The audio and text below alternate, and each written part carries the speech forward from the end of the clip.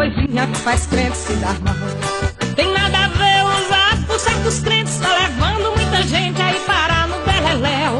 É crente indo para a praia de nudista, é pastor virando artista, sendo empresário do céu.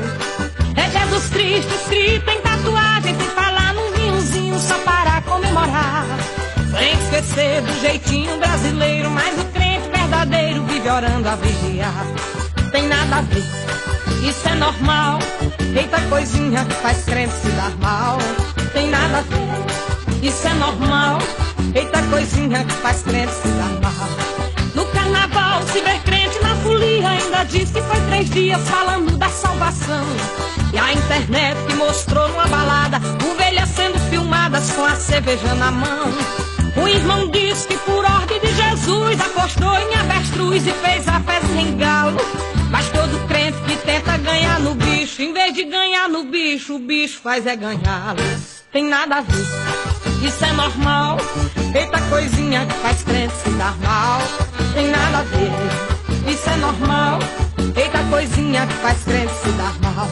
Vigia crente que Jesus está voltando. Se ele tá te abençoando, não fica olhando pra trás. Tua vitória consiste em olhar pro alvo. Se você quiser ser salvo, procure não errar mais. Tem muita gente que ainda reclama da sorte, mas vive dando calote e ainda quer morar no céu. É profetada, é anjo que sobe e desce. Como que Deus não conhece o que é crente fiel? Tem nada a ver, isso é normal. Eita coisinha que faz crente se dar mal.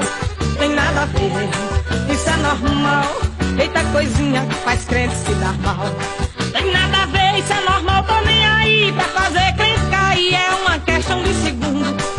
Crente girafa, por mais crente que pareça, tem o corpo na igreja e a cabeça no mundo. Alguém me disse que leu na Bíblia Sagrada que Deus não proíbe nada, Deus não obriga ninguém. Mas sou um crente com Jesus comprometido. Sei que tudo é permitido, mas nem tudo me convém. Tem nada a ver, isso é normal. Eita coisinha que faz crente se dar mal. Tem nada a ver, isso é normal. Eita coisinha que faz crente se dar mal. Tem nada a ver, isso é normal. Eita coisinha que faz crente se dar mal.